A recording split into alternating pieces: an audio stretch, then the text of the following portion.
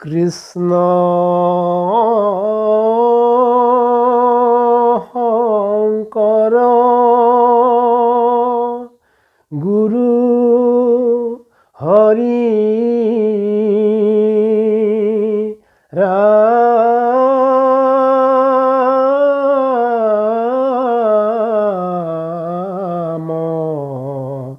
হৰি রাম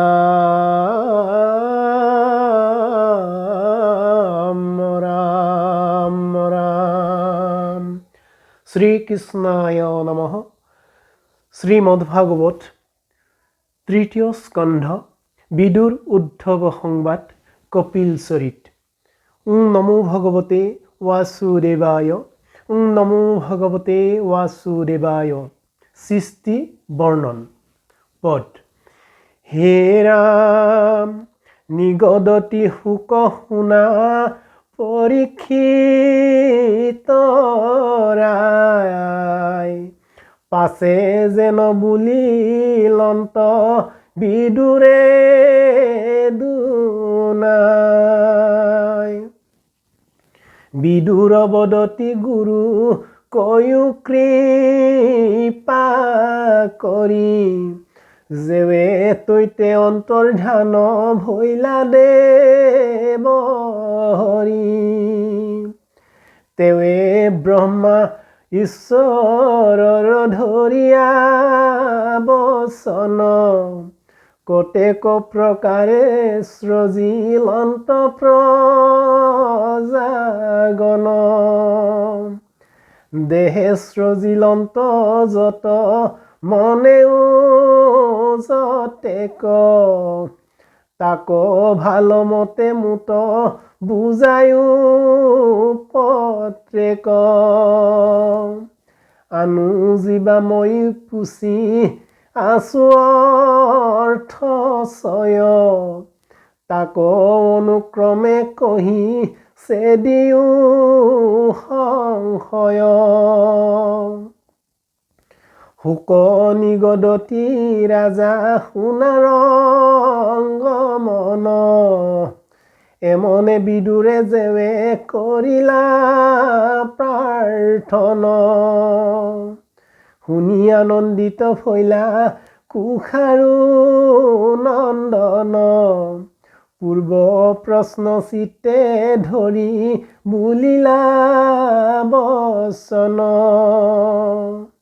মৈত্ৰেয় বদতি ধন্য ধন্য কুৰুবৰ, শুনিও কোৱাৰ সৃষ্টি যেন আতপৰ। পাছে প্ৰজাপতি ধৰি প্ৰভুৰ আদেশ, সেহি মহাৰূপে কৰি মনত প্ৰৱেশ। কৰিলেন্ত তপ দিব্য শতেক বৎসৰ, পৰম আনন্দ ভৈলা মনে সৃষ্টি কৰ। পাছে তপহন্তে উঠি লন্ত ব্ৰহ্মাতয়, প্ৰলয়ৰ বায়ু যেন পদ্মক কাম্পয়।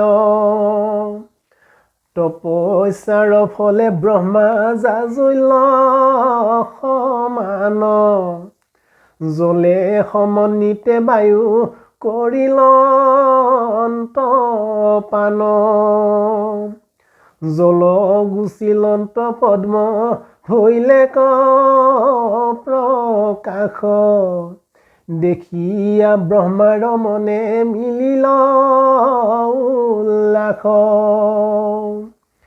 আকাশত ব্যাপী আছে বৃহৎ কমল, এহি তিনি লোকক কল্পিবু কৌতূহল।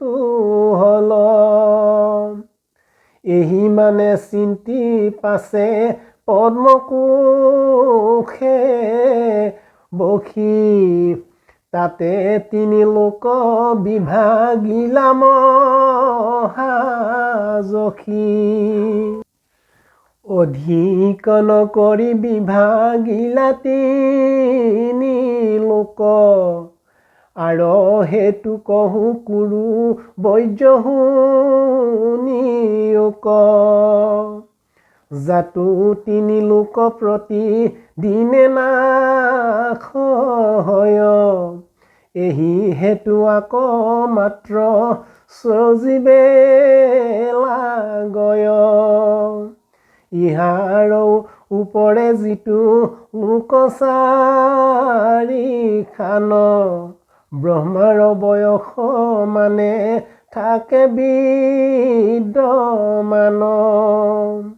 ব্ৰহ্মাৰ সম্পূৰ্ণ আয়ু যেৱে ভৈল ক্ষয় সমস্ত লোকক তেৱে কালে বিনাশয়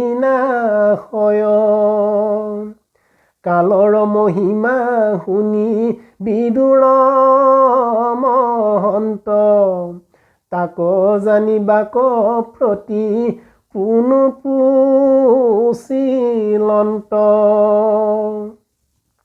বিদুৰ বদতি বাপ কৃপা কৰিয়োক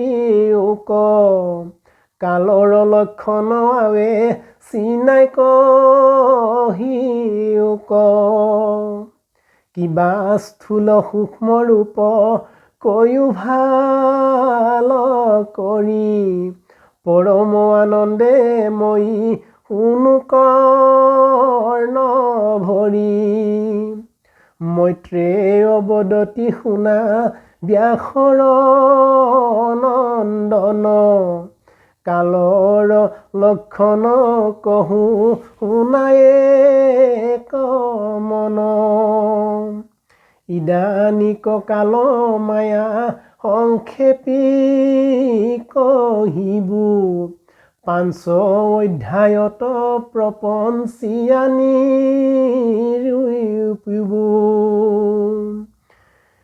পৰিণাম কৰে যিটো মহতাদি তত্ত্ব তাকে কাল বুলি কহে সমস্ত শাস্ত্ৰত আৰু সেই কালে কৰে ত্ৰিবিধ প্ৰলয় নিত্য নৈমিত্তিক যে প্ৰাকৃত বুলি কয় কালে গুণে থাকি দশ বিধ সৃষ্টি হয় তাকে ভিন্নে ভিন্নে কহু শুনাম হয় আদ্য সৰ্গ মহত্তত দ্বিতীয় অহংকাৰ পঞ্চতন্মাত্ৰক যে তৃতীয় কৈলো সাৰ জ্ঞান কৰ্মেন্দ্ৰিয় চতুৰ্থ বুলি সৰ্গ পঞ্চম ইন্দ্ৰিয় অধিষ্ঠাতা দেৱগণ পঞ্চ পৰ্বা বিদ্যাক ষষ্ঠ সৃষ্টি কয় সাৱধান মনে শুনি উকম হয় ছয়বিধ বৃক্ষ সৃষ্টি বুলি সপ্তম 28 প্ৰকাৰে পশু হুয় অষ্টম ৰজুগুণে অধিক কৰ্মত সদাৰত হেনয় মনুষ্য সৰ্গ জানান মত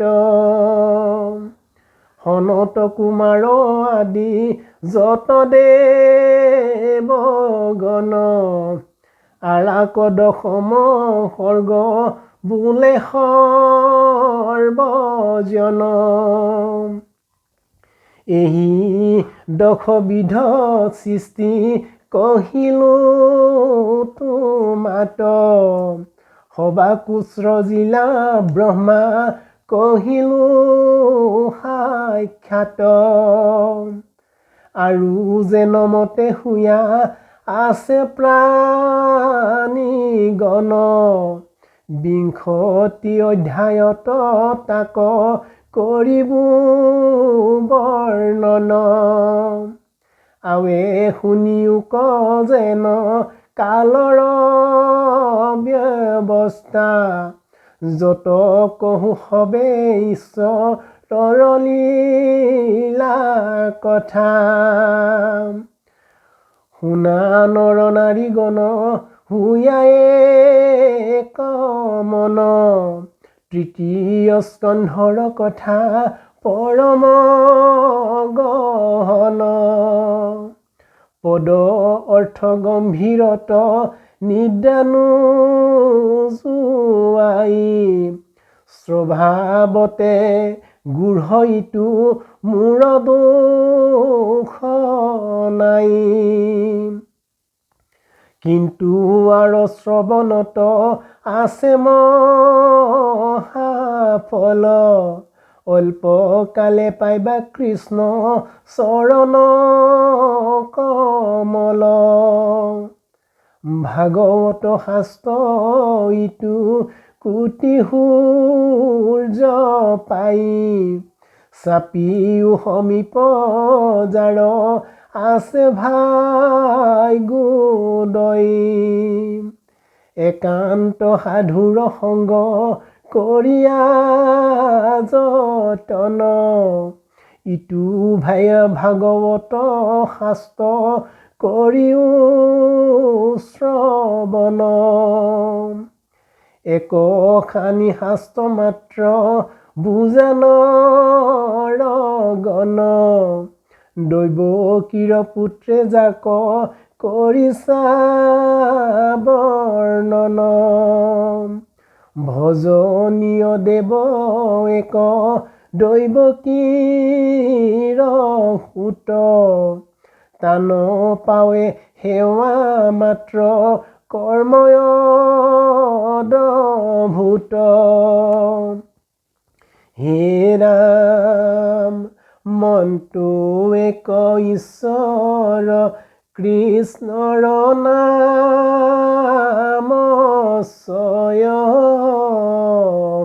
এহি মানে শাস্ত্ৰ অৰ্থ কৰিও আশ্ৰয়। তেৱে নিতে বাঢ়ি যাইবে কৃষ্ণৰ ভকতি, লভিবা পৰমানন্দ এৰায়া দুৰ্গতি। কহে মূঢ় গোপাল চৰণহীন কাম, সৰ্বজনে মুখ ভৰি বোলা ৰাম ৰাম, কৃষ্ণ হৰি ৰাম ৰাম ৰাম, কৃষ্ণ কৃষ্ণ হৰি ৰাম।